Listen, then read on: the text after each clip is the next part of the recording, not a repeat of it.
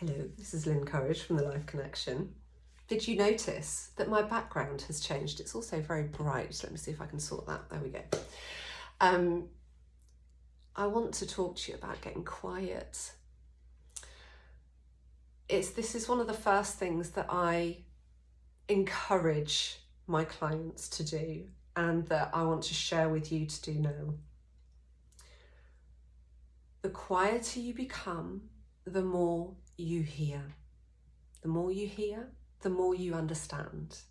The more you understand, the easier it is to find the solutions, to navigate and move past the things that you feel are keeping you stuck.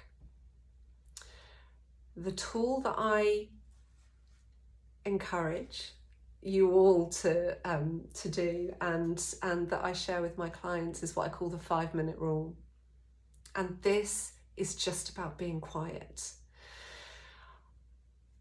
Everything that we do or don't do is governed by the thoughts in our mind. But for the most part, we are not aware. We are blissfully unaware of what those thoughts are.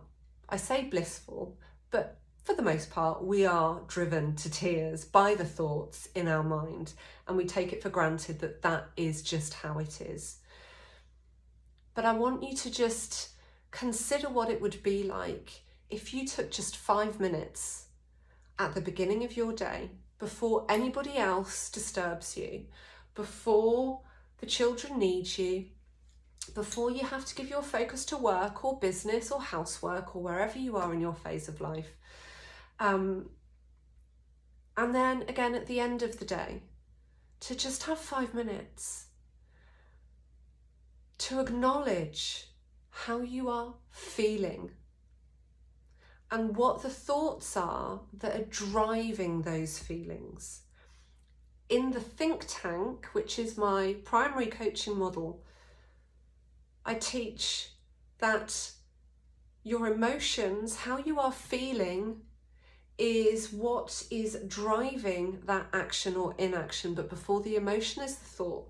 So if you're thinking, oh, I'm useless, I'm just useless, I can't do anything, I never do anything right, nothing is ever enough, I'm not organised enough, I'm not pretty enough, I'm not smart enough. We all have a different version of not enough. And how does that make you feel? Makes you feel sad, demotivated, empty, apathetic. How do we behave when we feel that way? And it drives this pattern, this ever-evolving, essentially what becomes a self-fulfilling prophecy. And by allowing yourself to tune into what those thoughts are, you can, for a start, is acknowledge them. And one of the questions that I encourage you to ask is it true? And to begin with, you might struggle to find an answer to the contrary. But what you could do is ask yourself the question, how can I make this better? And just notice what comes up. How can I make this better? Maybe if I loved myself a bit more, that would feel better. Maybe if I did more, had more in my day that lifted me, that would feel better. It's obviously dependent upon the situation that you are faced with or the goals that you aspire to.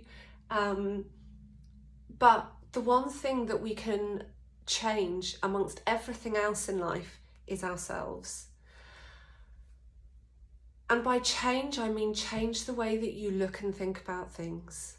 It's actually often not a case of changing who you are. It's more a case of changing how you appreciate yourself, how you interpret the behavior or the actions of others, how you, what you believe to be possible or not possible for you. So I want to set you that challenge at 5 minutes on the clock. 5 minutes in the morning, 5 minutes in the evening, just to sit in silence. The quieter you are, the more you hear. Take it easy.